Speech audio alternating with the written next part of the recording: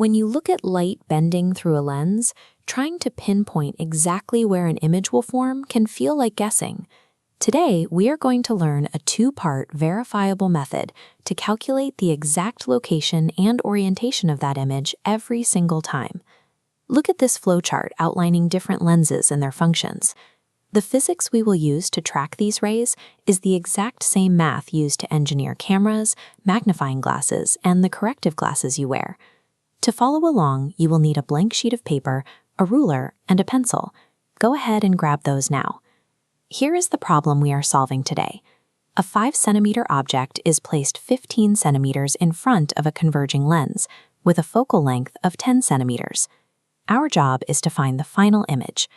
Instead of trying to memorize a list of possible outcomes, we will build a visual drawing paired with algebraic math. By the end of this exercise, you will have a system to verify your own answers on any physics test. Step 1 is setting up the blueprint. Draw a straight horizontal line across your paper to act as the principal axis. Right in the center, draw a vertical oval to represent our converging lens. Looking at this diagram, mark the optic center, O. Measure 10 centimeters to mark focus F1 and F2, and 20 for center of curvature, C1 and C2. Place the object 15 centimeters away, exactly halfway between C1 and F1. Where you place this object relative to the focus dictates everything about the final image we are about to create. This diagram maps out image formation. Because we are using a converging lens and our object is sitting at 15 centimeters, which is beyond the 10-centimeter focus, we can follow this top branch. We know right now our final image will be real and inverted. Make a note of that prediction. When we calculate the final math later, the answer must give us a real inverted image. If it doesn't, we will immediately know we made a calculation error. Now we draw the ray diagram. Light scatters in all directions from an object, but to find where an image forms, we only need to track the path of two specific rays. Looking at this rule chart, Rule 1. Draw a ray parallel to the principal axis that refracts through the focus on the opposite side. Rule 3. Draw a second ray going directly through the optic center, continuing straight without bending. Extend both of those lines until they cross over each other. That exact point of intersection is where your new image forms.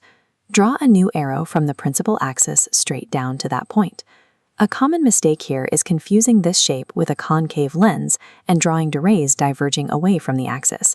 Double-check that your lines are converging inward. Look at your paper. You have just visually solved the problem. Without using a single equation, you have a physical diagram showing exactly where the image sits and proving it is upside down. To prove our drawing is accurate, we need to translate the physical lines on your paper into algebra using a strict sign convention. This graphic explains the rule. We measure everything based on the direction the incident light is traveling. Distances measured against the light on the left are negative, and distances with the light on the right are positive. The object distance u is negative 15 on the left. The focal length f is positive 10 on the right. Plug these into the lens formula. 1/10 equals 1 over v minus 1 over negative 15. Solving for the image distance v gives positive 30 centimeters. Looking at the formula graphic, magnification equals negative v divided by u. Calculating negative 30 divided by negative 15 gives us a magnification of negative 2.